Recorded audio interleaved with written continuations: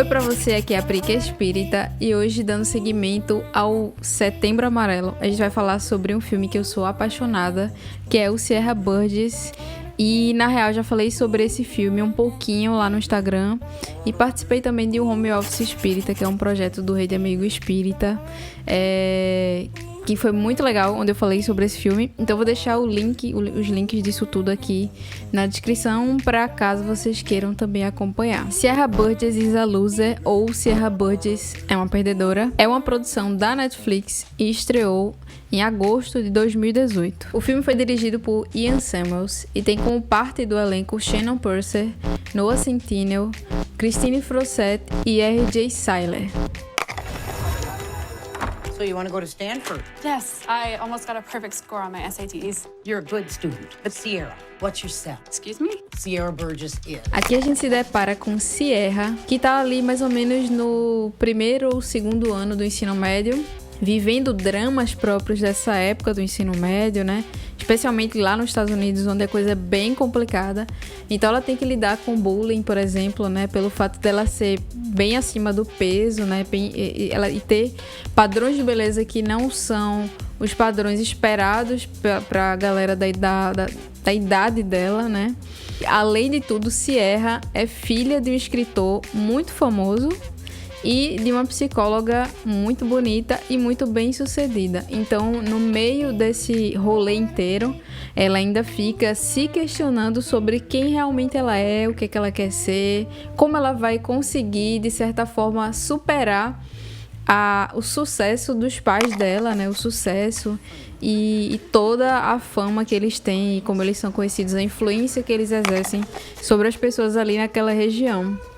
E claro, ela já demonstra alguns talentos para a escrita, assim como o pai dela. Então, logo de cara, no início do filme também a gente se depara com Verônica, que é meio que a arquirrival ali da Sierra, né? E é basicamente totalmente oposto do que Sierra é. É aquela menina magra, é aquela menina popular, desejada pelos meninos, líder de torcida, enfim, completamente o oposto de Sierra, e que não faz nenhuma questão de demonstrar toda o asco que ela tem por Sierra, né? De fazer bullying, de fazer piada, de ficar brincando com ela, brincando com a aparência dela, né? Justamente por Sierra ser completamente esse oposto ao que ela prezava, né? E ao que o grupo de amigas dela prezava. Enfim, aquela bolha, aquele círculo de pessoas populares na escola. O que eles acreditavam ser características legais e superiores. Num determinado momento da história, a Verônica resolve pregar uma peça na Sierra. E ela faz exatamente o seguinte: quando um cara bonitão de outra escola se aproxima dela para conversar e pedir o telefone e tudo mais, ela acaba dando o telefone de Sierra para ele, como se fosse o número dela.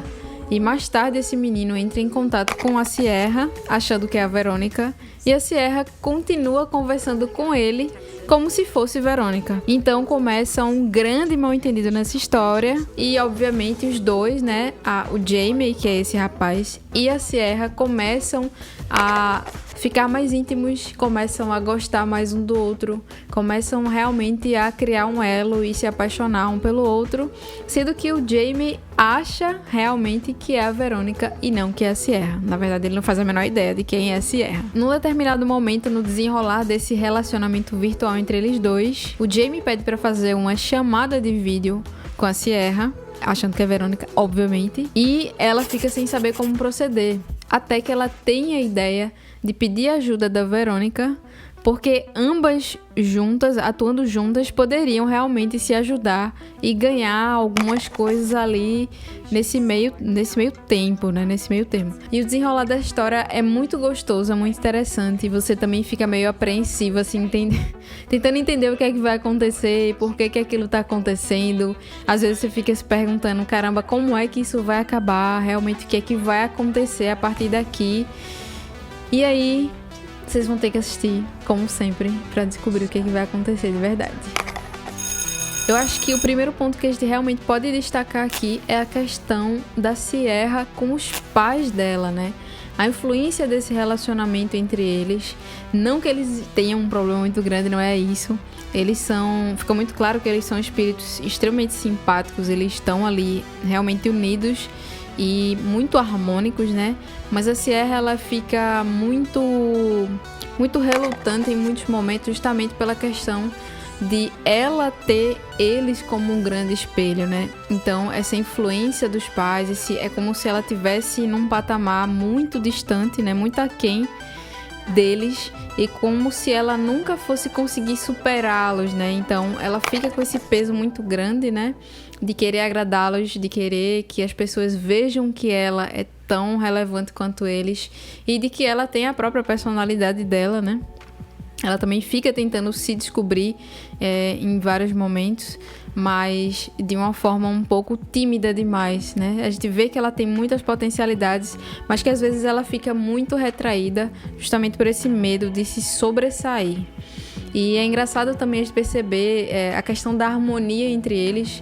Em diversos momentos da história do filme, o pai, ele faz algumas brincadeiras com ela de recitar trechos de livro para que ela adivinhe quem era o autor. E quase sempre ela acaba adivinhando, né? Porque havia uma cultura muito grande de ler. Eles liam bastante e ela escrevia poemas, o pai é escritor, enfim. Tem essa influência muito grande. Então, ela acaba ficando com esse peso, com essa responsabilidade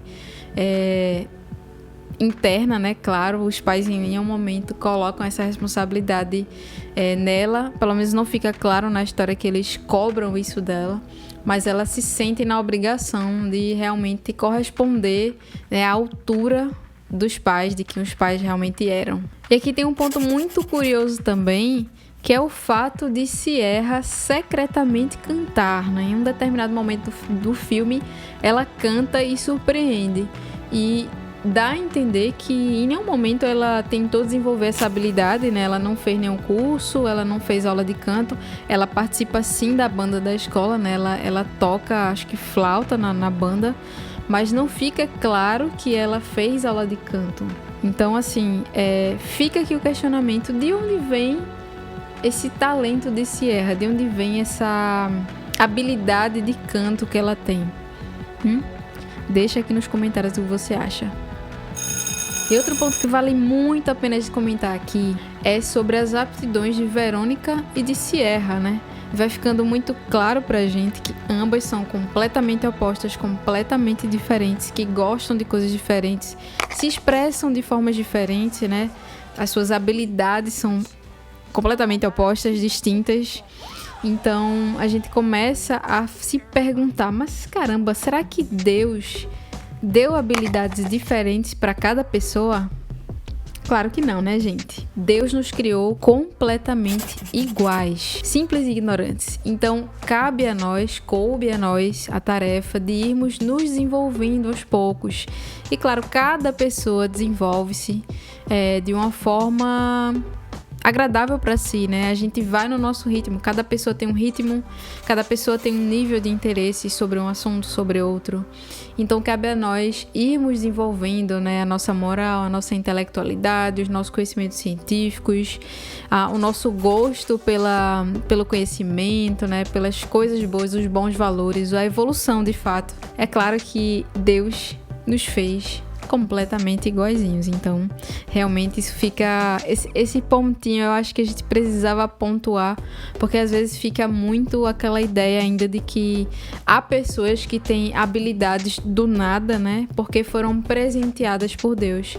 E a gente sabe que, na verdade, não é assim que acontece. E é claro que aqui nessa história a gente também não pode deixar de considerar o background de cada uma delas, né? Enquanto Sierra tinha uma família que a estimulava muito ao conhecimento, né, à intelectualidade, a gente tem Verônica, que tinha um lar completamente desestruturado, né, desequilibrado.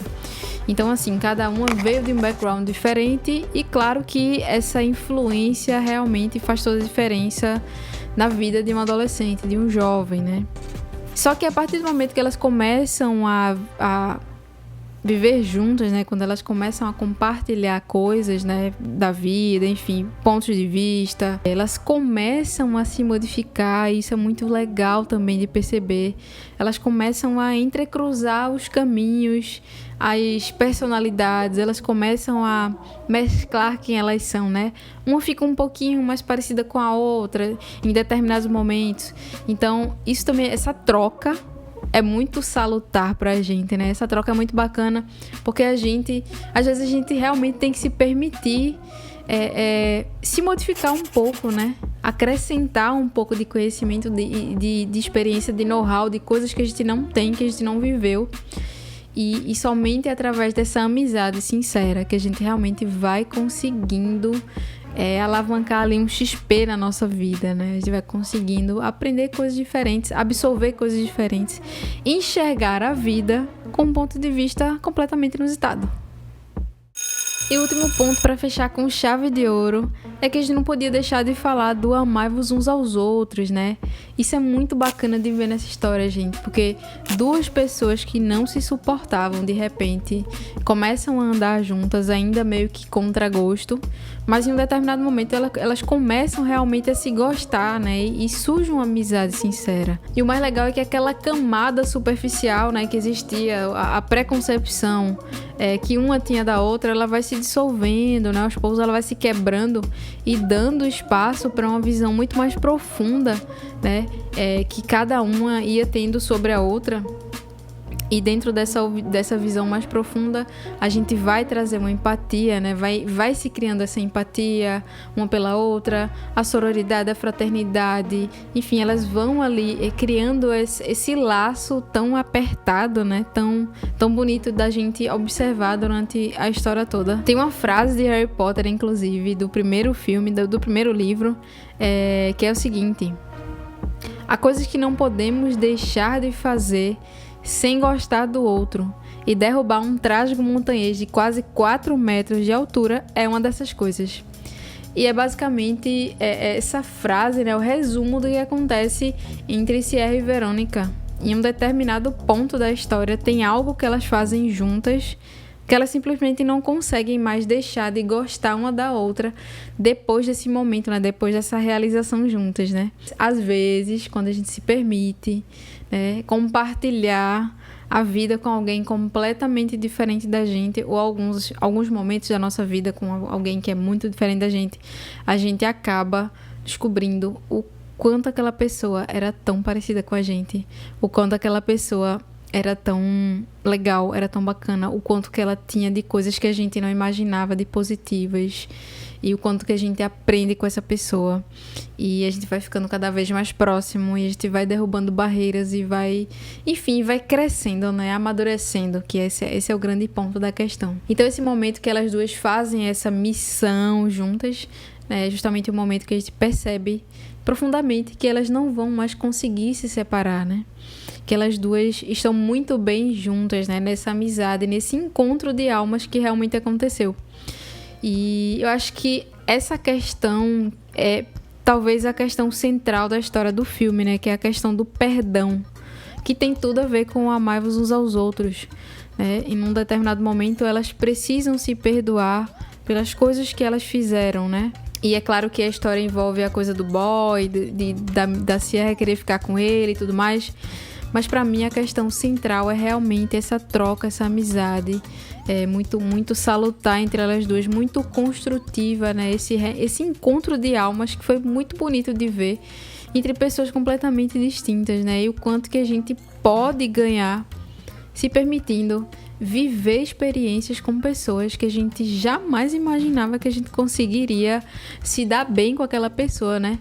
Tudo depende apenas de dar uma oportunidade, realmente. E é isso por hoje, galera. Eu sou muito suspeita pra falar, porque eu sou extremamente apaixonada por esse filme. Eu já assisti 1 trilhão de vezes, e toda vez que eu assisto eu me emociono, eu fico, viajando. Eu fico todo chora nesse filme. Eu acho lindo, eu acho muito, muito fofo. Sou apaixonada pela trilha sonora que vocês vão encontrar no Spotify pra ouvir. Deve ter no YouTube também, enfim. É incrível, quem puder vá lá, assista. O filme está na Netflix, é um filme da Netflix, né? Então, naturalmente, está por lá. e acho que tem pontos muito bacanas pra gente refletir, pra gente tentar enxergar a história de um ponto de vista diferente. E é isso. Espero que vocês estejam curtindo aqui essa série tanto quanto eu. E a gente se vê na próxima semana com o último episódio do Setembro Amarelo. E até lá!